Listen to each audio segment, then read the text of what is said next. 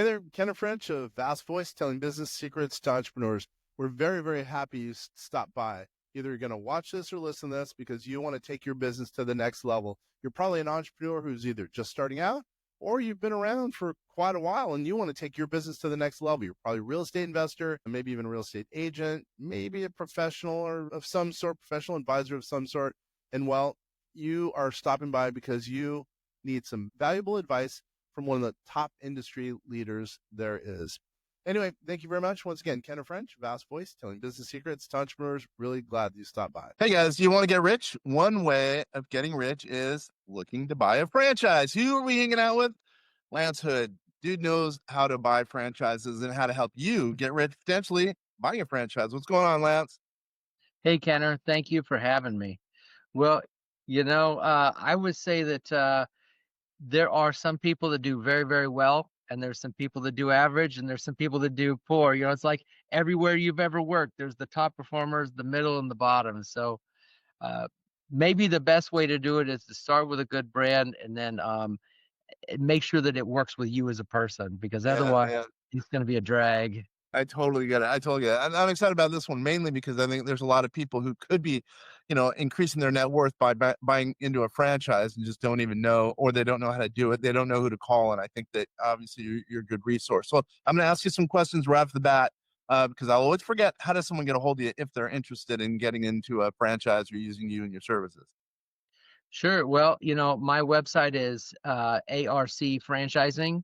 Also, my virtual assistant, Ashley, is at 515-417-3117. You can ask her about anything you can think of with franchising, and she can answer it for you. All right. Maybe I should be talking to her instead of you. So help me explain a little bit kind of the fundamentals to franchising, because a lot of people don't know. And I think should, because again, they can make a pretty good net worth based on franchising, buying a franchise, et cetera. Yeah, with franchising, there's all kinds of models. There's what you think of an owner-operator, where you're working at full time. There's also a semi-passive, which some of it can be from start with a manager, and some of it you work your way into it. But semi-passive is generally, 15 to 20 hours a week with a manager, and you manage the manager. Mm-hmm. And there's a few, very few, because the more passive you make something, the harder it is to make that replicatable for everybody. Mm-hmm. But there are investor type models. And then what I would say is this: you have to look at a franchise. It is an investment. It is a business. You kind of look at an entrepreneur. They don't want to be told what to do. But there are other people who see it. The more successful people that run franchises see it as leverage. Wow. They're not trying to create their own business. They're going, listen, this thing that this other guy is doing is successful. I don't have to learn it. I can just kind of learn how to run it and maybe get somebody else to run it for me. And then with that, I can just open up 2, 3, 4, 10, 20. There's people that have 1,000 locations of franchises. They become big corporations that just open franchises. So, they're all different.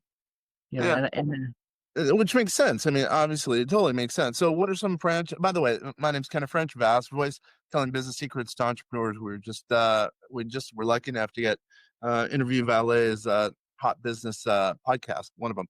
So anyway, so tell me a little bit about this. So do you have like 10, 20, 30 brands you work with as far as franchising, or how does that work?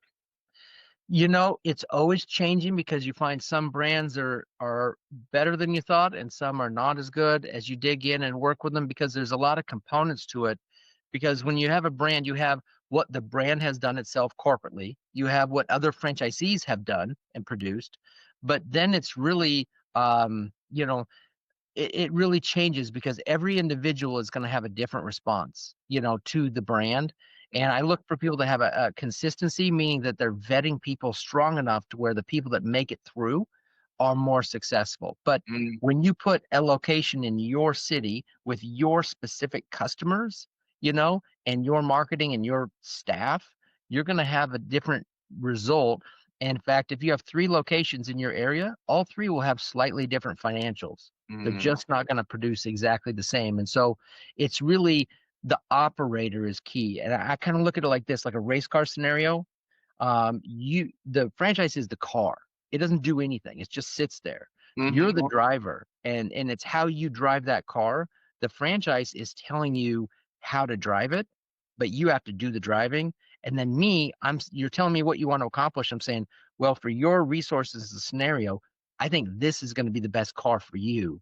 Mm-hmm. You know what I mean? So that's kind of how it all works together. But it's not like the stock market where other people are consistently doing something and you're really not doing anything but putting a commodity called dollars into it and seeing what dollars come out. You're actually either the operator or the leader of the manager team. So it's really a lot of it's affecting you. So I think operator development is one of the keys to effective franchising, not just the model. Yeah, I get it. So, okay, let's just use me as a case example. I've been around Mhm. for whatever in business as an entrepreneur since '06, by the way, at vastsolutionsgroup.com, which I run. We do business all over the country, do tax finance and artificial intelligence to help entrepreneurs usually lower tax legally and ethically and morally, by the way. But so what would you present to me? What do you think would make sense for me? This is a hard one because we only have a few minutes, right? But what would you think makes sense for me as far as getting into a franchise and then expanding it, et cetera? I know it's a tough question, but I'm going to throw that question out to you.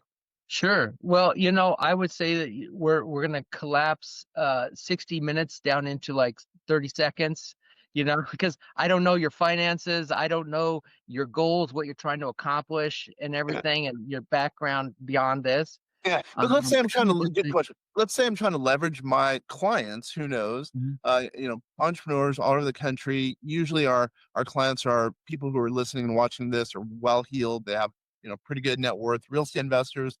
All entrepreneurs. I've been in business since '06.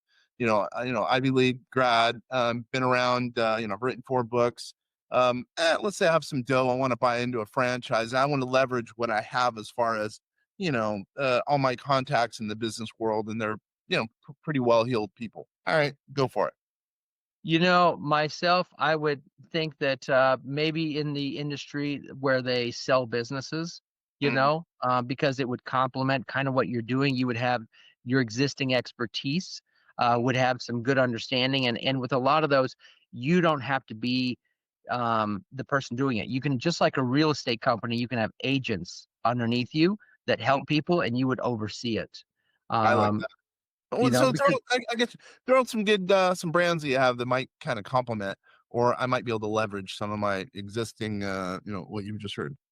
it, you know, it is hard to do that because I don't even know what's available in your area. And I know you're talking about just companies in general, but Mhm. I mean there's a few out there. I would say that I would just have to look. It's hard to give out specific names without all that research. Yeah, I get it. But I get it. That yeah, is kind of cool because you have to know me to be able to make the determination, just like you have to know our listeners and viewers kind of to be able to, I guess, pair them with a good brand that would complement them and also complement the brand. Basically, is what you're saying. You really do your research. right. And it's like you have to have the finances to qualify. It has to one still be available in your area. Mm, I mean, there's a lot of things. And if you see it in your area, you might not be able to get it because if you see it, it could is most likely sold out already. So usually you're bringing something new. The reason people think that you see something and then you open one yourself is like something like a food brand. And the reason is mm. in franchising you have territories, and in food, that territory or fitness, the territory might be 3 to 5 miles. So as long as the demographics and financials hold up, you can have another location every 3 to 5 miles. But when it comes to other businesses, that territory might be anywhere from 200,000 to 500,000 population. So there may not be that many locations in your area just due to the business model.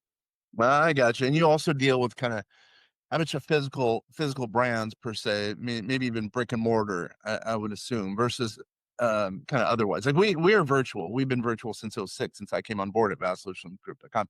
So it's been, I mean, we don't have any geographical boundaries for the most part. Yeah, and that's another thing is the cost of the business is going to determine based upon the the building. So if you think about it, if you're a coaching type business, because one of the other things I was thinking is like a coaching type company, because some of those You can have a platform where you have coaches underneath you, business coaches. Business coaching. So with that, I would just say that if you are in the coaching space and it's a home-based business, then your cost to get started is very low. In fact, it might just mostly be the licensing, training, and your marketing budget. But as you get into something that starts taking more expense, it might get up to, an inexpensive home services type business might be 150,000. The average might be 250,000. You start getting into food and other things with a bigger structure, it's probably going to get 500,000 or plus. Just because think about it, you got to find the building, put a lease on it, renovate it, furnish it with everything that needs to do that type of business, and then Yep. have a budget. And if you have a lot of employees, every employee is going to add additional cost to it. So when I look at someone's budget, I will suggest things based upon what I know they can qualify for, because there's no point of talking to people about something that you're just not going to qualify for. And also when I get to know people, I'm just like, when you know the brands, you're just like, I don't think the brand's going to end up really, it's not going to be a good fit, and like you, I just looked at you, you're not going to do a brand that's going to take a lot of your time or full time.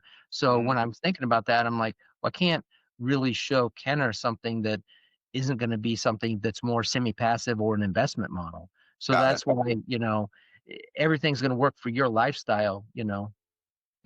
So, and then again, speaking to a broader audience, let's leave me as an example. We're now talking to our listeners and viewers out there, maybe even our clients. But what's a typical buy-in? I know it's a hard. I'm just everything you're gonna say is it depends. I get it because you're a consultant, right?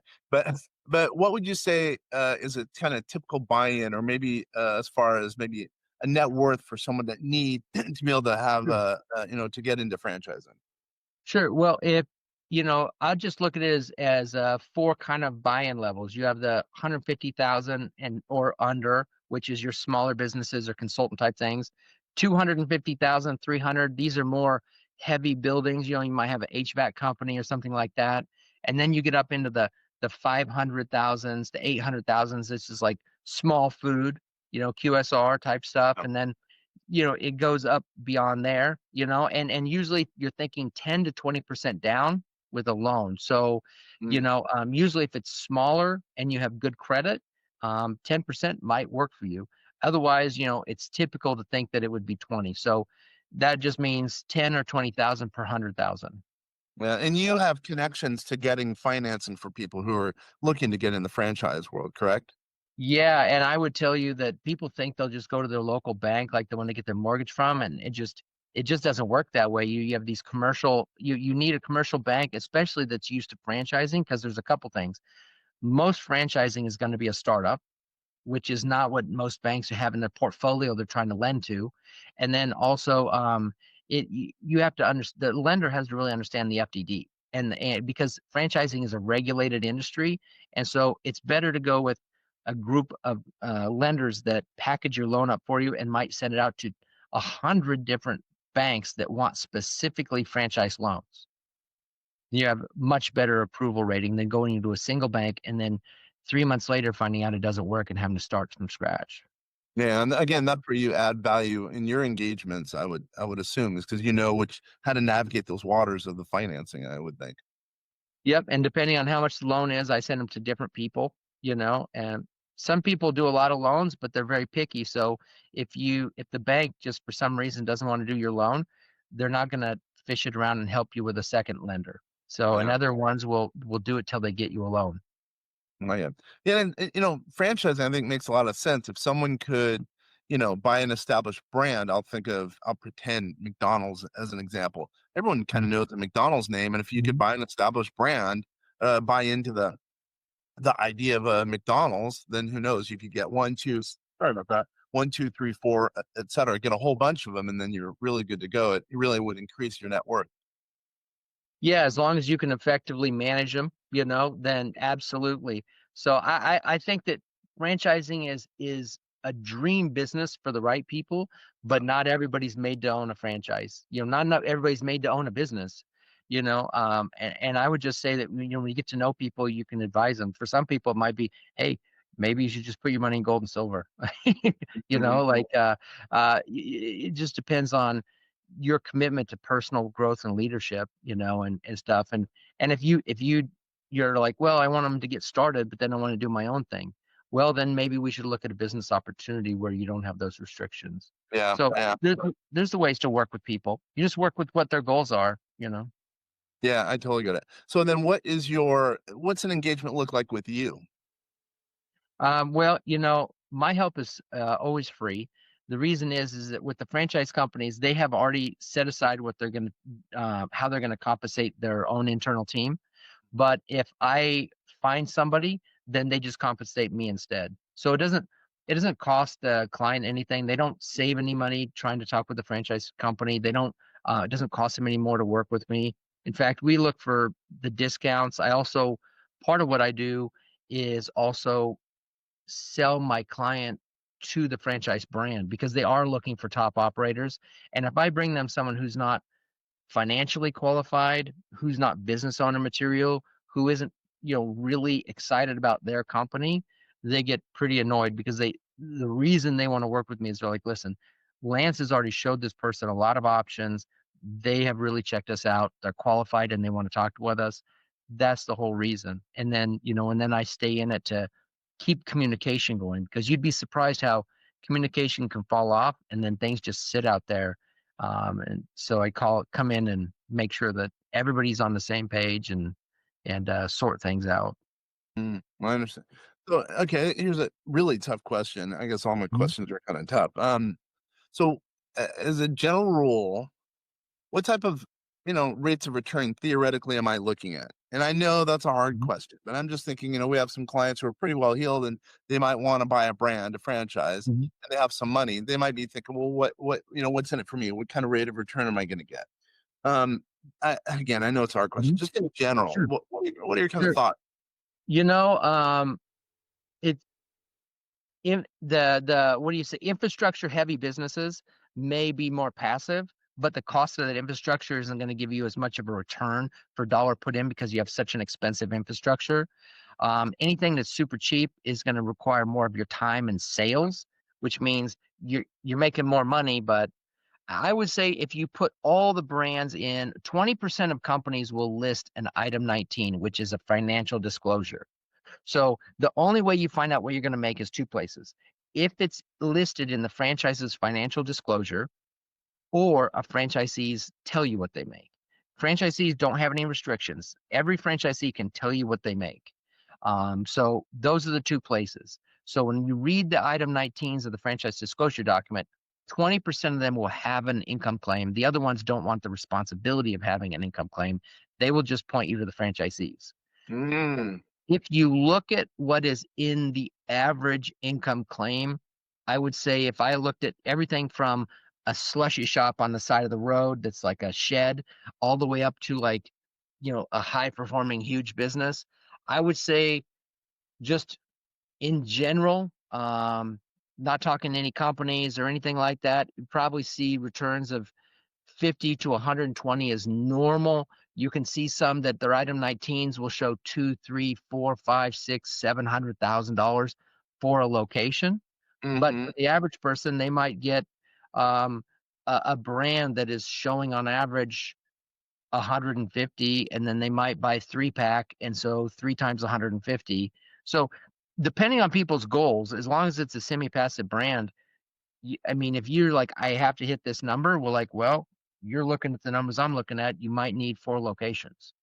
And when you do multiple locations, um, you always start by opening up only one. mm-hmm. A huge mistake to do more than one. You do one, and then 6 to 12 months later, you take your second license, which you've already like reserved the area so no one can buy it. Then you open up the next one, and then 6 to 12, you open up the next one. I like that. I like those rates of return sound pretty good. So, getting ready to close the door here. Mhm. What's the one thing we haven't talked about that you think can add value to someone who's looking at, buying into your services or buying into, let's just say a franchise? I think that if you're curious, there's probably something that makes sense out there. I would sit down and look at it because most people they don't realize the potential that's out there. Like you said, with some of those item 19s that are out there, Some of them are very impressive, but I'll tell you, like it's not like it's an investment model. Everything you have to watch, you have to remember that you are the primary operator. But I mean, man, it can really be worth it if you look at it as a leverage model, not as my own business, but as something I'm leveraging. Yeah, because you're leveraging their brand, theoretically their expertise. Yeah, I Your totally. business partners. Yeah, yeah, 100. I would think, yeah, and sometimes there's good business partners, sometimes there's bad business partners, and where you add value is you're probably a pretty good matchmaker. You're like a Match.com for franchise. Right. And the one thing that you made me think of that I didn't bring up is the corporate culture. Most people don't realize how big that corporate culture is. And you matching people that are going to be repelled by a corporate culture, because sometimes as they grow, they become more corporate-y, and sometimes the young ones are so flexible that they're almost like a startup, and you're going to have the owner's cell phone in your pocket, and you can call them up. So it really depends. But corporate culture is a big thing people don't realize. And big names don't mean a lot. Some of the biggest names have some of the worst returns. Yeah, I would think that, yeah, I would think. It's just like everything else. It depends with whom you kind of associate. And the end of the day, sign the deal with, I would think. But all right, one last time, how does someone get a hold of you if they're interested in connecting with you, Lance? Sure. You can book a appointment or learn more at arcfranchising.com, or you can call my virtual assistant and she can answer any questions you have and put you in my calendar too at 515-417-3117. I dig it. Man, Lance, that's been a good one. It's been a good one. Again, if anyone's interested in buying into a franchise, need a consultant as far as franchising, Lance is your man. By the way, this is Kenneth French with Vast Voice, telling business secrets to entrepreneurs. Thanks, everybody. Thanks.